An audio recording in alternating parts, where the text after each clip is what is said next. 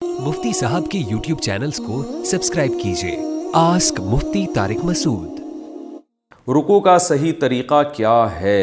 शाहज़ेब साहब कराची से पूछते हैं, नमाज के रुकू में अगर कमर बिल्कुल सीधी नहीं हो सकी और तस्बीह पूरी पढ़ ली तो क्या रुकू अदा हो जाएगा?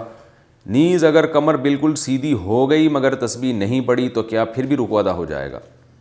जनाब शाहज़ेब साहब, रुकू में अगर कमर सीधी नहीं की, थोड़ा सा ही हल्का सा झुक गए या तस्बीह नहीं पढ़ी तो भी रुकू अदा हो जाएगा, क्योंकि रुकू नाम है मुतलक इन्हिना का, झुकने का नाम है। तो फ़र्ज़ रुकू इतना ही है, लेकिन नबी सल्लल्लाहु अलैहि वसल्लम का जो तरीक़ा है रुकू करने का, वो आप सल्लल्लाहु अलैहि वसल्लम मुकम्मल झुक के कमर को मुकम्मल सीधी किया करते थे और इत्मीनान से कम 3 मरतबा सुबहान रब्बियल अज़ीम पढ़ा करते थे।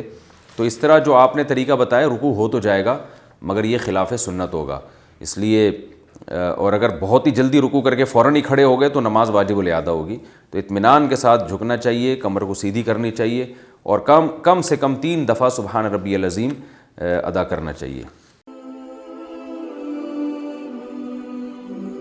आस्क मुफ्ती तारिक मसूद।